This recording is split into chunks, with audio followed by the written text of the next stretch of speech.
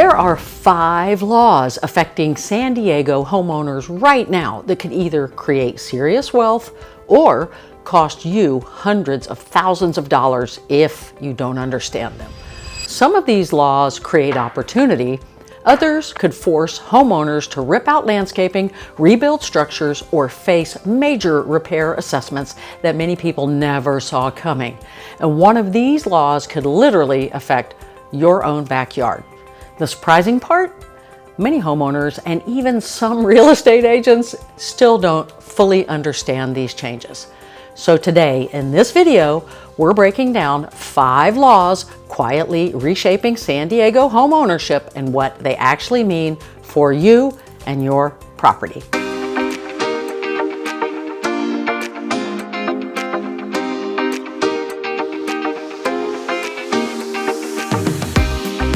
Hey, welcome back to Living in San Diego. I'm Jennifer St. Clair, your inside track to neighborhoods, lifestyle, and everything between the shoreline and the skyline. If it's your first time here, I'm so glad you're here. I'm glad that you found me.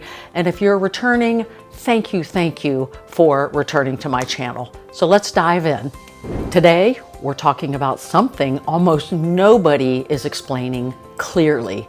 The laws reshaping what it means to own real estate in San Diego. And some of these changes are going to create opportunity for people positioned and that know about them, and others really introduce a lot of serious financial risk. And if you're a homeowner or thinking about buying here, you should understand how these laws could affect your property, your purchase, where you should purchase, everything about living in San Diego. Let's start with something that's already affecting many buildings across California: balcony inspection laws. These laws require structural inspection of balconies, decks, walkways, stairs, and other elevated exterior elements. For condo associations and townhomes, the inspection deadline was January 1st, 2025. For apartment buildings with 3 or more units, the deadline is January 1st, 2026, or was. And the simple reason this matters is these inspections often uncover deferred maintenance. When that happens, repair costs can be enormous. Ask me how I know. I've actually experienced something like this personally. A building where I own 2 condos in North Florida was hit with a 6-figure special assessment on each condo.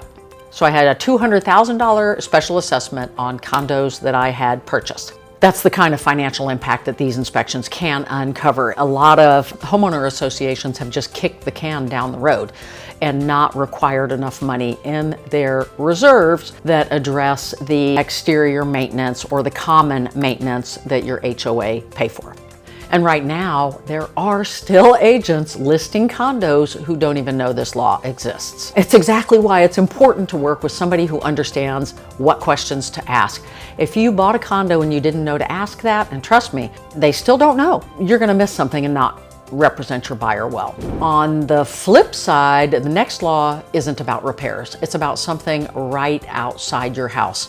And this is where many homeowners are gonna get caught off guard. So let's move on to Zone 0, the 5-foot defensible space rule. California is implementing what's called Zone 0 Wildfire Protection Zone, and this rule requires removing combustible materials within 5 feet of your home. This can include things like mulch, certain plants, wood fencing, and other materials close to the structure. And if you look around most San Diego neighborhoods, a lot of homes have landscaping right up against the house. Almost every single one has a deck or a wooden fence. Iron fences are less common here. So naturally, homeowners are asking the questions: what's going to need to be removed? How will compliance be checked? Drones. And how could this affect insurance coverage over time? Not gonna be good. Many homeowners are just now learning that this may affect their property. This one, I cannot emphasize enough how many people are going to get caught off guard. Insurance companies are using drones to fly over your property. If there's a wood fence attached to your house, they may very well cancel your insurance under this new 5-foot zero tolerance. The theory being that wildfire embers could land on these combustible materials and that the firemen would be able to save your home if you had a defensible space of 5 feet, which in theory, that all sounds great. We already have defensible space laws, but the reality is in 50-mile-an-hour Santa Ana winds with fire nados going on, nothing is going to stop that from burning your structure down. Not a 5-foot defensible space. I mean, I practically stretch my arms out 5 feet. Just another way California and insurance, in my opinion, is finding a way to squeeze California homeowners. So be aware of it. Look into it because it's not mandatory until 2027, and I can do more on that later. Okay, let's move on to the next one. Senate Bill 9, SB 9, the lot split law. SB 9 allows certain single-family lots to be split into 2 parcels. And in some cases, that means up to 4 housing units or more could be built where one used to sit. For some property owners, this creates development potential. Land that once allowed one home may now support multiple homes, and they do. But for other homeowners, it raises concerns about density, things like parking, privacy, and how neighborhoods are going to evolve over time. This is one where those laws really impact, and who they impact depends upon which side of the property line that you're standing on. So in SB 9, if I apply for it on my property, you cannot apply for it on yours as my neighbor. The theory being big developers won't be able to buy a block of homes and build high density on there if I maintain single family status. The downside is you get to take advantage of development opportunities where I am blocked from doing so. So if they get SB 9, I can't get SB 9, but he can get SB 9. So this is something that you really need to pay attention to. And the division of the lot can be all the way down to like a 0 lot line. You can open your door over into the alley, or it's really high density laws that you need to pay attention to.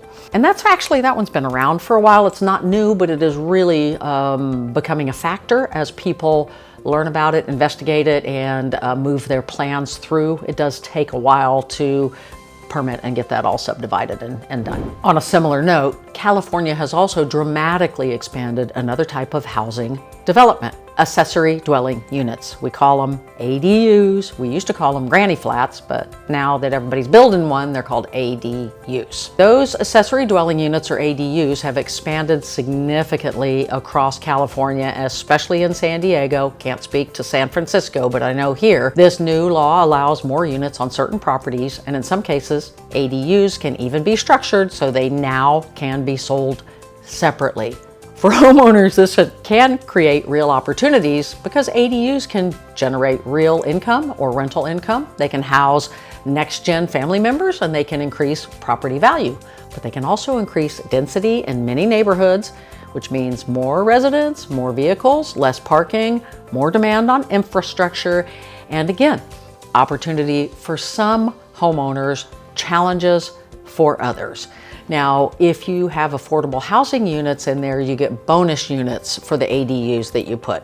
So I have seen some neighborhoods with 6,500 square foot lots put 20 units in their backyard with no off-street parking. I think responsible growth in San Diego is what we need. I don't agree with the type of growth that we're doing in the infill projects. People who have been here for 50 or 60 years deserve a seat at the table to talk about it. That's all I'm saying. Okay, let's move on to our question of the day. Before we get into the final law, I'm curious about something. Have you heard about the new 5-foot defensible space wildfire rule? If you're in San Diego or thinking about moving here, have you heard about this law? Because it's big. Let me know in the comments. Is this the first time you're hearing about it?